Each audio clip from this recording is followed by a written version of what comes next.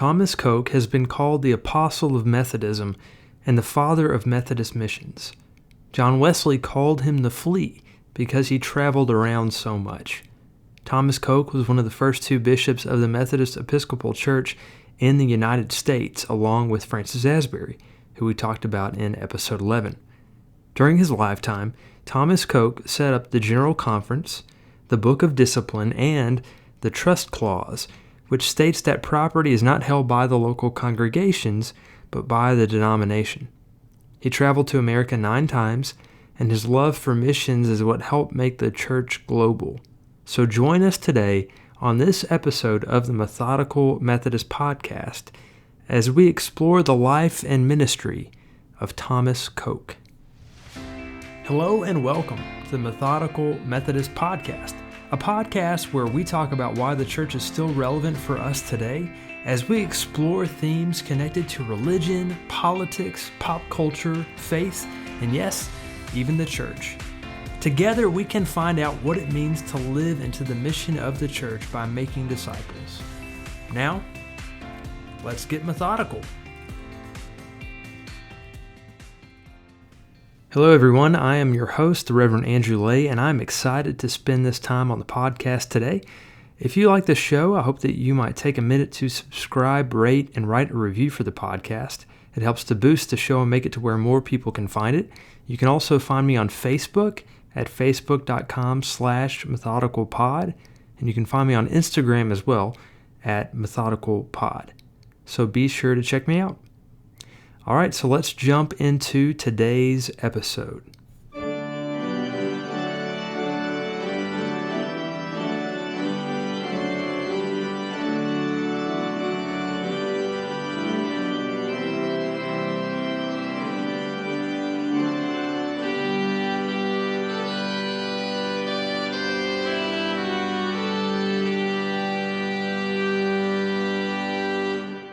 Okay, so I'm excited for this one. I feel like Thomas Coke kind of got a bad rap in the Asbury episode, so I'm hoping this episode will help us sympathize a little bit more with Coke. So today we get a chance to see things kind of from a different perspective. Thomas Coke was born in Brecon, Wales on September 28, 1747, as the third and only surviving son of Bartholomew and Anne Phillips Coke. 6 months before Thomas was born, the couple buried their 3-year-old firstborn son, who was named after Bartholomew. Their second son had only lived a few days. Bartholomew was an apothecary, which is kind of like an old-timey pharmacist. And apparently he gained a reputation for his medical skill. In fact, Thomas had these words engraved on his father's memorial tablet. His great medical knowledge was well known in this country, so that very rarely did anyone under his care employ a physician. Thomas had a very happy childhood. He grew up in the richest town in Wales at the time. He was described as a bit of a lad with an eye for the girls, whose enjoyment of high life was likely to shock no one who had not entirely forgotten the days of his own youth. He was a warm-hearted, friendly person, witty in conversation. His broad features made him attractive by the eager eyes and ready smile, despite a stocky figure that was later to turn to portliness. In fact, Thomas was only about 5 feet and 1 inch tall. Thomas loved both of his parents, and he gained an interest in medicine because of the influence of his father, but Bartholomew passed away in 1773. During this time, Thomas was still a priest in the Church of England. This is before he had switched over to the Methodist Church, which may have actually been a good thing considering his father was a staunch Church of England man. His mother Anne, however, was alive when he became a part of the Methodist Church, and she had really no problem with it. On April 6, 1764, Thomas Coke entered Jesus College in Oxford University as a gentleman commoner at the age of 16. And for those of you who don't know, a gentleman commoner is basically anyone who comes from a privileged class of commoners that is required to pay higher fees than ordinary commoners at the Universities of Oxford and Cambridge. So Coke attended Oxford over 40 years after John Wesley had started attending there in 1720. He earned a bachelor's degree, master's degree, and a doctorate in civil law while studying at Oxford. Then in 1768, Coke became a fellow commoner at 21. And during this time, he was also elected Burgess of the borough, which is like the representative of a borough or an area in England. And he was also elected as a member of the Common Council in his hometown. And then a few years later, at the age of 23, he was elected bailiff, which basically was like the mayor. So he was extremely accomplished, especially at such a young age. Thomas Coke was ordained as a deacon on Trinity Sunday, 1770, by the Bishop of Oxford and the Cathedral Church of Christ.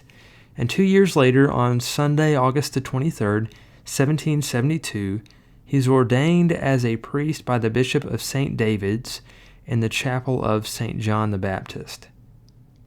In July 1771, he was appointed as the assistant priest under the Reverend Robert Twyford in the small town of South Petherton in the district of Somerset, England. At the time of Coke, South Petherton was a town of around 1,500 people. And historically, South Petherton was a market town, but now it's regarded to be a small town. But there is no doubt that Thomas Coke kept very busy in this time, in this very, at the time, active town. By the following July, Coke had resigned from his mayoral duties back in his hometown because he was obviously living elsewhere. A few years into serving this appointment, though, the senior priest, Robert Twyford, became very ill, and so Coke took up the main priestly responsibilities and was, for all intents and purposes, basically the senior priest, at least until the death of Twyford in 1776, when they appointed a new vicar to replace Twyford. Coke took his responsibilities very seriously. He spent hours writing sermons and often stayed up late into the night working on those sermons. He read devotional materials and books, and during this time he was introduced to the writings of a Methodist leader, John Fletcher, and also John Wesley. The writings of Fletcher was, he said, the blessed means of bringing me among that despised people called Methodists, with whom, God being my helper, I'm determined to live and die. Coke, who was once a staunch Anglican and had absolutely no Methodist leanings whatsoever, was now becoming more and more interested about these people called Methodists. He began hearing Methodists preach and started rubbing shoulders with some Methodist class leaders. And during this time, Coke was walking to a service one evening at a church outside his parish, and he prayed earnestly for a blessing. And then later, he felt God speak peace into his soul, dispel all his fears, and fill his heart with an unspeakable joy. And this moment has been labeled Coke's conversion experience. This was the very moment when Coke said he received an instantaneous assurance of the pardon of sin. Of course, as you might imagine, some of his parishioners back in his Church of England parish were upset with Coke and his Methodist leanings. In fact, one of his biggest opponents wrote in print that his embracing the dark and erroneous doctrines of Methodism was chiefly the result of disappointed hopes of preferment in the church. Coke had received his doctorate in civil law at Oxford by this time, but he was not able to achieve this preferment in the Anglican Church, and that essentially was the process where a priest moves to a higher role, such as a canon, archdeacon, dean, or bishop. And in this quote, this opponent, John Thomas, was rubbing it in Coke's face.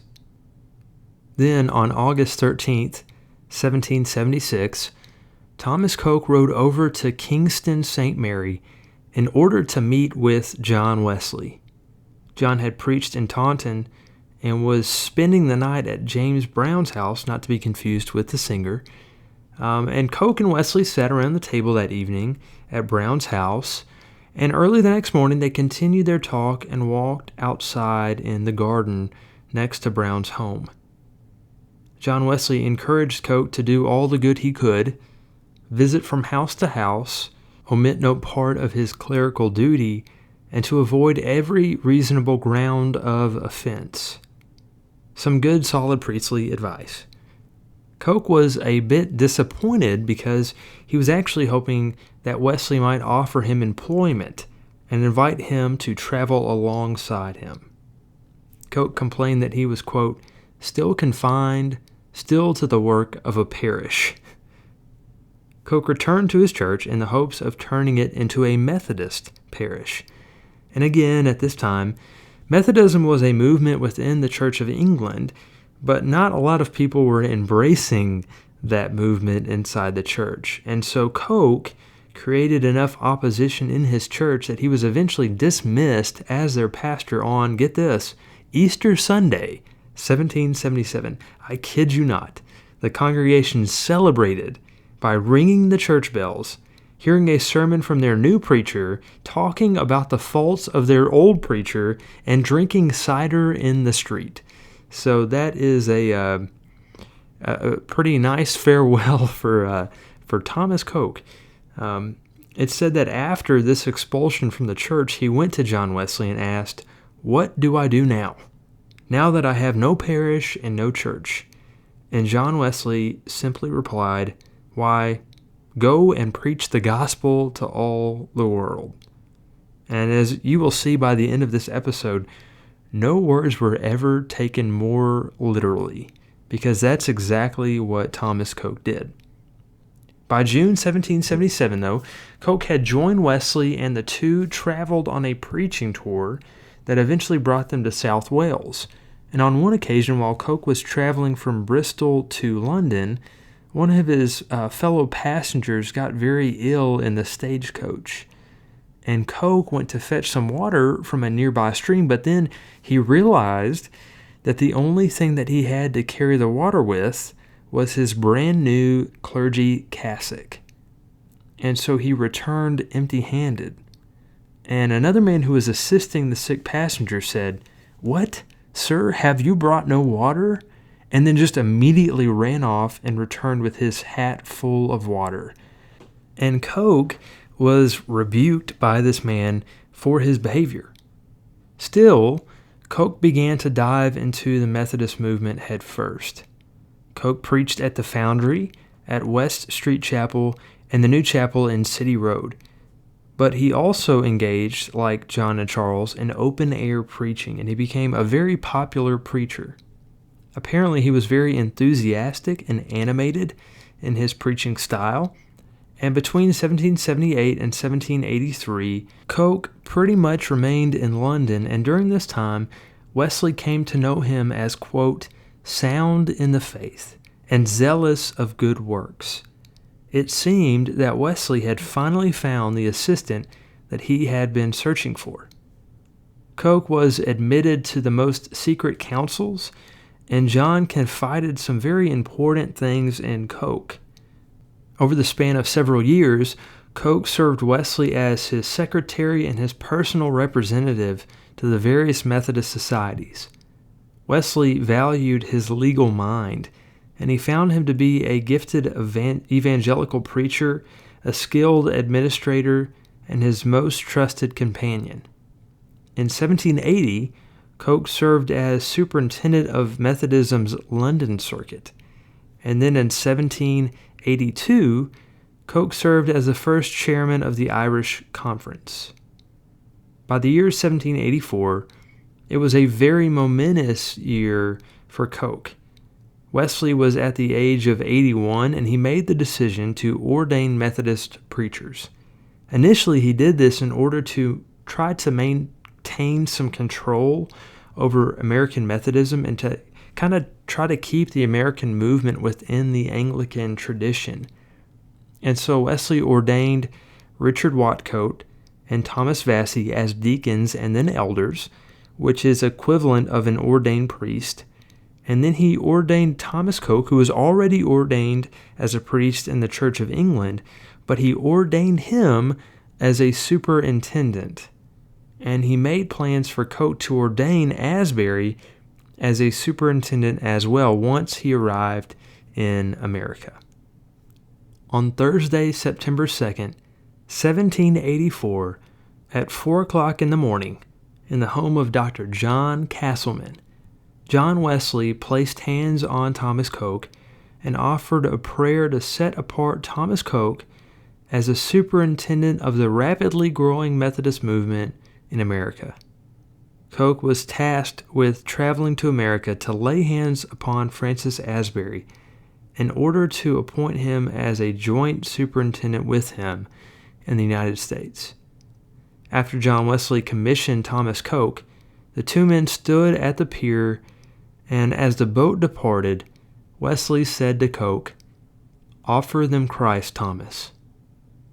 And this parting word of encouragement helped to prepare him for the task he would take on in this new role. In November 1784, Asbury and Coke met with a few other preachers at Barrett's Chapel, just south of Dover, Delaware, and they decided to call a general conference in Baltimore. The Christmas Conference of 1784 then took place on Christmas Eve at Lovely Lane Chapel in Baltimore, Maryland. During this special Christmas conference, 65 of the 85 active itinerant preachers voted unanimously to create an independent church that was free of its connection to the Church of England. They also elected Coke and Asbury to serve as the superintendents of this new body. During this conference, on the first day, Thomas Coke ordained Asbury as a deacon, then the next day as an elder, and then the day after that as a superintendent. And then Coke preached a sermon on Revelation 3, 7 through 11 to mark this special occasion. The American Methodist connection had now transformed into the Methodist Episcopal Church. Thomas quickly began to familiarize himself with the American landscape, and he soon became aware of the dangers that face Methodist circuit riding preachers. He writes about one occasion while traveling south from Alexandria, Virginia. "I found that I had two streams to pass. The first I went over without much danger, but in crossing the second, which was very strong and very deep, I did not observe that a tree brought down by the flood lay across the landing place. I endeavored, but in vain, to drive my horse against the stream and go around the tree. I was afraid to turn my horse's head to the stream and afraid to go back. In this dilemma, I thought it most prudent for me to lay hold on the tree and go over it, the water being shallow on the other side of the tree. But I did not advert to the danger of loosening the tree from its hold. For no sooner did I execute my purpose so far as to lay hold of the tree, and that instant the horse was carried from under me. But the motion that I gave it loosened it, and down the stream it instantly carried me. Some distance off there grew a tree in the middle of the stream, the root of which had formed a little bank or island and divided the stream. And here the tree which I held was stopped. Instantly there came down with the flood a large branch of a tree upon my back, which was so heavy that I was afraid it would break my back. I was now jammed up for a considerable time. A few minutes appeared long at such a season, expecting that my strength would soon be exhausted and I should drop between the tree and the branch. It was an awful time. However, through the blessing of my almighty preserver, to whom all be the glory, I at last got my knee, which I long endeavored at in vain, on the tree which I grasped, and then soon disengaged myself and climbed up the little bank. Here I panted for breath for some time, and when I recovered, perceiving the water between the little island and the shore not to be very deep or very strong, I ventured through it and got to land. I was now obliged to walk about a mile, shivering, before I came to a house. That night I lay on a bed on the ground, and my strength having been so exhausted, slept soundly all the night. Thus I was wonderfully preserved, and I trust I shall never forget so awful, but a very instructive, a scene. While traveling through the American landscape, not only did Thomas Coke come to learn about the dangers of the wilderness, but he also became keenly aware of the evils of slavery. The Conference of 1780 had passed a resolution condemning slavery as contrary to the laws of God, man, and nature, hurtful to society, and contrary to the dictates of conscience and pure religion. However, the sin of slavery, unfortunately, was still very alive in the South. Together, Coke and Asbury advocated for the emancipation of slaves, and they were very vocal about the evils of slavery. On May 26th, Coke and Asbury visited with George Washington at Mount Vernon to discuss the issue of slavery. In his journal, Coke writes about this experience, saying, "The general's seat is very elegant, built upon the great river Potomac. He received us very politely and was very open to access. He is quite the plain country gentleman, and he is a friend to mankind. After dinner, we desired a private interview and opened to him the grand business on which we came, presenting to him our petition for the emancipation of slaves, and entreating his signature if the eminence of his station did not render it expedient for him to sign any petition. He informed us that he was of our sentiments, and had signified his thoughts on the subject to most of the great men of the state, that he did not see it proper to sign the petition, but if the assembly took it into consideration, would signify his sentiments to the assembly by a letter. He asked us to spend the evening and lodge at his house, but our engagement at Annapolis the following day would not admit of it. I was loth to leave him, and I greatly love and esteem him, and if there was no pride in it, I would say that we are kindred spirits, formed of the same mold. Oh, that God would give him the witness of his Spirit." So essentially, they made this appeal to George Washington, asked him to sign this document, but in the end, although George Washington agreed with their sentiments, chose not to sign their document. But even still, Coke and Asbury made a stand against slavery. They threatened slaveholders with excommunication and presented this anti-slavery petition to George Washington at Mount Vernon. But in the end, Coke and Asbury had very little success in their efforts to eradicate slavery. Another project that Coke and Asbury joined together on was the formation of a Methodist college, which was named Cokesbury College. Unfortunately, the college burned down, and then it was rebuilt, but then it burned down a second time, and unfortunately, that was the end of the college. It had always kind of struggled. It had always caused a lot of financial difficulties and problems, and so in the end, when the college burned down the second time, they just decided it really wasn't worth their trouble. Coke decided to travel back to England, and he did this many times. He'd come kind of back and forth between England and America, and we see later that he goes to many other places as well in between those times. But he goes back to England, and he arrives back just in time for the Conference of 1785. Coke had arrived to a Methodist connection that was in the midst of conflict. John had ordained Coke, and people started taking sides on that matter. Many folks agree with Charles Wesley, John's brother, who was adamantly against John ordaining Methodist preachers outside of the Church of England. And a lot of animosity was directed toward Coke. For example, Charles Wesley wrote a cutting hymn against Coke, which said, "A Roman emperor, 'tis said, his favorite horse a council made, but Coke brings greater things to pass. He made a bishop of an ass." Despite the tension in British Methodism, John Wesley ended up ordaining 3 more lay preachers to administer the sacraments in the Conference of 1785. So John Wesley just kind of doubles down on this. And Coke soon found himself conflicted, living in 2 worlds. John Wesley could not completely spare him to permanently stay in America, so Coke spent a lot of time, again, traveling back and forth, and this is what earned him the nickname, the Flea.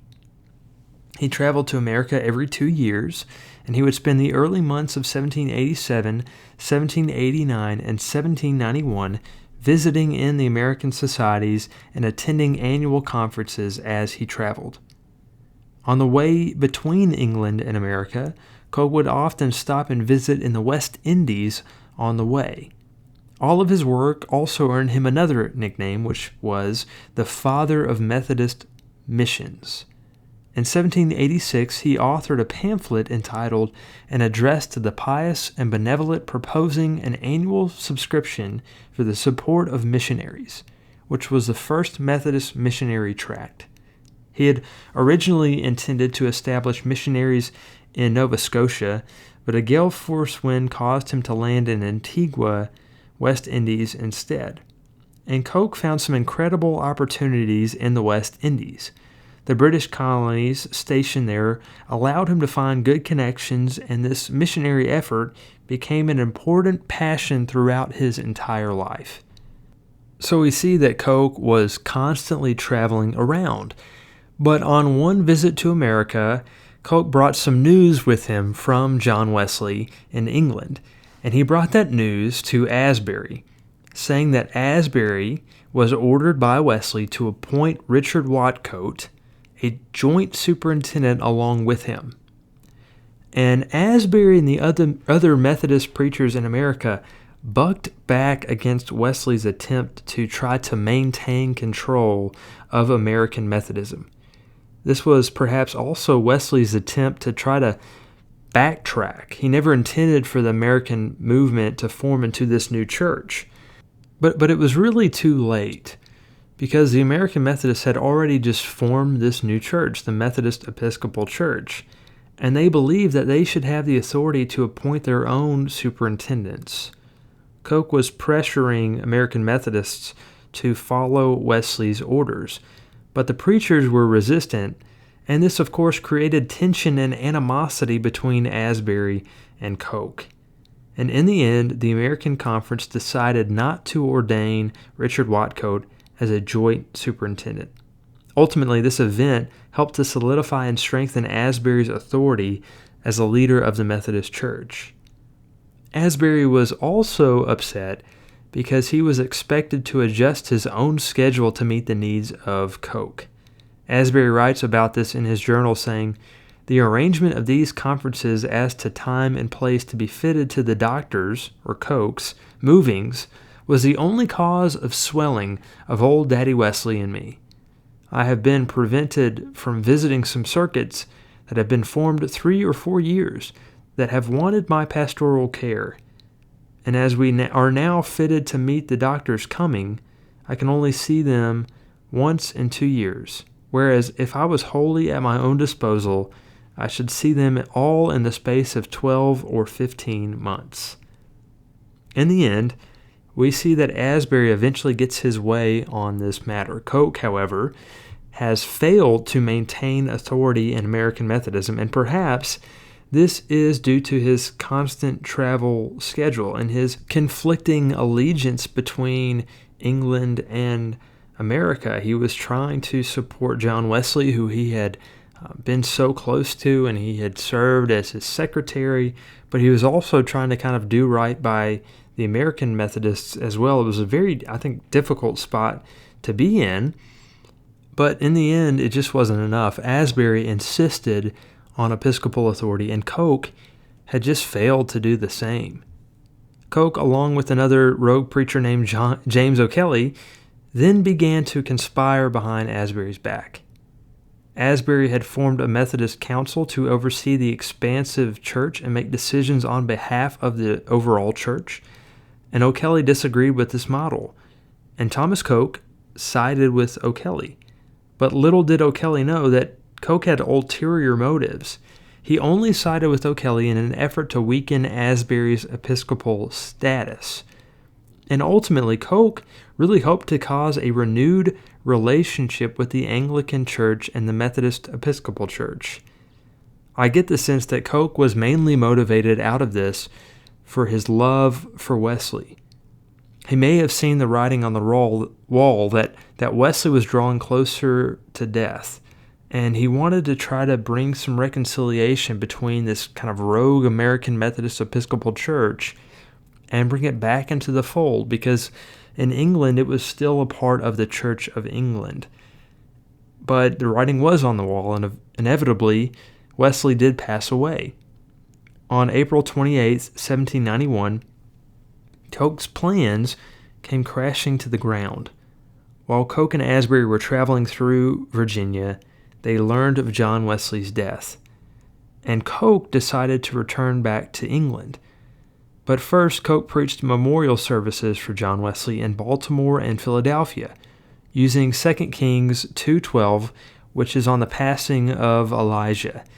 And many people actually believe that he was suggesting that Wesley represented Elijah, and Coke himself represented Elisha, the prophet who was his successor. And so here we might see a bit of Coke's ambition come out. I think he really did see himself as the obvious choice to be Wesley's successor. After all, he had been Wesley's right-hand man. So Coke left for England and hoped to win the election of the president of the European Methodists. And ultimately, he was not chosen. Instead, a man named William Thompson was elected to serve in this role. However, Coke did end up serving as William Thompson's secretary, and he continued to fill this role for many years. And in addition, it should be noted that Coke did later serve as the president of the European Methodists briefly in 1797 and again in 1805.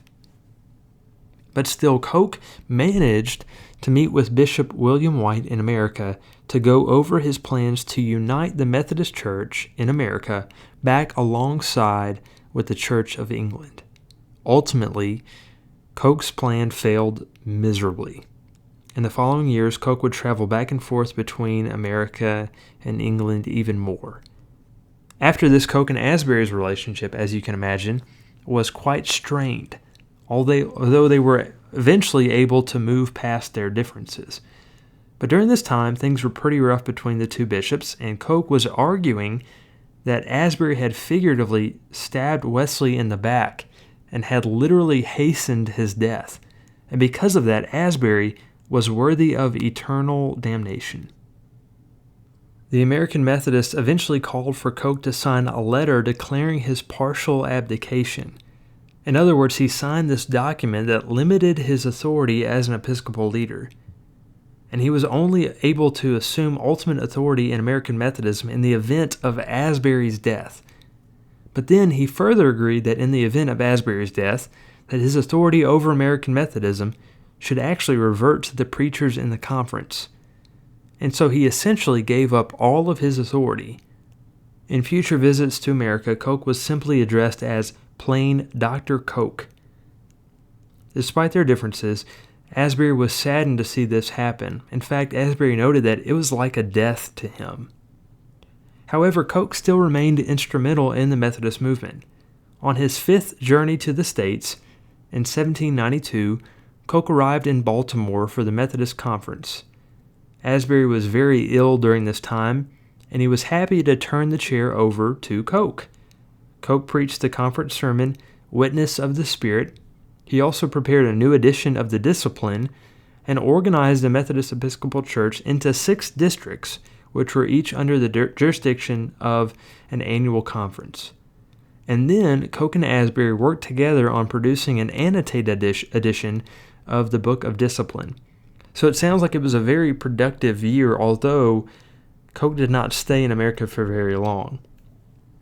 Still, Coke found that his engagement with the American connection was irrevocable. The English Conference in 1797 elected Coke to the presidential chair and wrote a letter to the American Connection asking them to release Coke of his obligations because he was needed in England. Coke actually traveled to America to deliver this letter himself.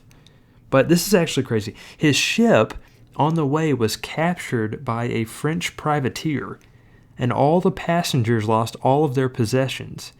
And it was just a stroke of luck that Coke was allowed to board another vessel going to America instead of being taken to Puerto Rico, which is just kind of a crazy little background story.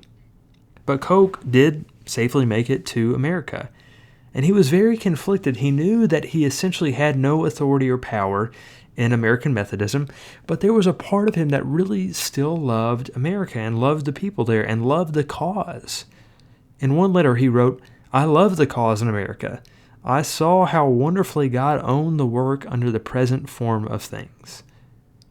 Ultimately, the American Connection decided it was time for Coke to officially return back to England, and so Coke left the New World for the 9th and last time. Less than 1 year after his return from America, Thomas Coke, who was now 57 years old, married Miss Penelope Golding Smith in the spring of 1805. Penelope was the daughter of a well-to-do solicitor, and she had inherited a substantial fortune. Penelope and Coke had originally met after she had pledged financial support for missions for Coke. But I really don't get the impression that she was just a sugar mama who was providing financial support for Coke. I think he really did love her. In fact, in one letter he writes, "Oh, my love, I do love you with an ardent, increasing, unabated, and never diminishing love. And it is a great addition to my happiness that I am fully assured that we shall be with each other and love each other to all eternity." On their honeymoon, they traveled from Clifton to Bath. Then they went to an inn called Old Down, and then the next day they made their way to Plymouth Dock. In fact, in the first 6 weeks of their married life, they covered over 400 miles. This is an indication of what married life would be like with Coke. Rather than Coke traveling on his own, Penelope often traveled with him on his missionary journeys. Coke even said, "We are always traveling, and I annually visit and preach at more places than I did for many years before my marriage." But many scholars believe that this marriage is what actually prevented Coke from ever returning to America. When Asbury learned of Coke's marriage, he responded, "Marriage is honorable and all, but to me, it is a ceremony as awful as death." So you get the impression that Asbury never really thought of marriage in his own life. But for all his failings in American Methodism, which they were numerous, Thomas Coke more than makes up for it in his accomplishments in various other missionary efforts. As one author by the name of Cyril Davies says, "No man in Methodism has a greater significance for his own age, for Methodism, and for the missionary movement. No man deserving to be remembered has more completely been forgotten." Methodism was one of the first of the Protestant denominations to engage in overseas missions, and this was really due to Thomas Coke. In less than 9 years, Coke was able to expand Methodism in the Caribbean for one single society of 2,000 people to a membership of 6,570 people. He had helped form 12 new missionaries working in 10 of the islands, and throughout the rest of his life, Coke supervised this work. By 1814, there were 12 circuits throughout the Caribbean with a membership of 17,000 people. And Thomas Coke deserves most of the credit for this. Not enough is said about his success in his mission work. Coke sent pioneer missionaries not only to the islands in the West Indies, but he also sent them to new missions in Sierra Leone, Nova Scotia, Ireland, and France. He even organized work among 70,000 French prisoners of war being held in England during the Napoleonic Wars.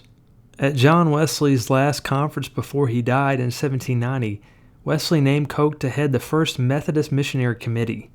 In reference to his work in this committee, Coke said, "I beg from door to door." He unabashedly even donated his family's wealth to the missionary effort. In 1811, Coke's wife Penelope, however, passed away, leaving Coke in a state of sadness and depression. Coke wrote, "The unspeakable loss I have felt has quite unhinged my whole soul. I have hardly been able to put pen to paper. I was obliged to fly from myself. I have traveled about 1,500 miles in about 10 weeks, but all nature has lost its beauty." Coke did marry again, however, Before the year had ended, actually, Coke married Anne Loxdale. She was 55 years old, and in regard to this marriage, Coke wrote, "I could fill a quire of paper with love and praises from my very dear wife. God himself has brought her to me, or me to her, by a series of wonderful providences, and I verily believe by the direction of my Penelope." The newlywed couple wasted no time in traveling around together in missionary efforts. However, on December 5th, 1812, Anne Coke passed away within a few days of their first wedding anniversary. Again, Coke found himself grieving over the loss of another beloved spouse. But Coke would only live a few years after this loss himself. Coke died in 1814 on board a ship traveling to India. Coke was leading a missionary band of preachers for India and South Africa. Early in the morning, on May 3rd at about 5 o'clock in the morning, Coke was found on the cabin floor. Some suggest that Coke died from a possible stroke. When the news of his death reached Asbury, he spoke of Coke as the greatest man of all the Oxonian Methodists and the greatest man in the last century. The funeral took place at 5 o'clock that afternoon, and his body was released into the bottom of the Indian Ocean. One biographer suggests that this was fitting, considering this man had spent so much time as a homeless traveler, sailing from place to spread the gospel. When learning of his death, one dear friend named Joseph Entwistle wrote, "God's thoughts are not our thoughts, nor his ways our ways. We must still say, the Lord doth all things well. He buries his workmen and carries on his work." So I hope you have enjoyed this journey into the life of Thomas Coke, the apostle of Methodism and the father of Methodist missions. I think we can see that Coke was a flawed individual, but he was still able to do some truly amazing things to further the Methodist movement and to share the gospel of Jesus Christ.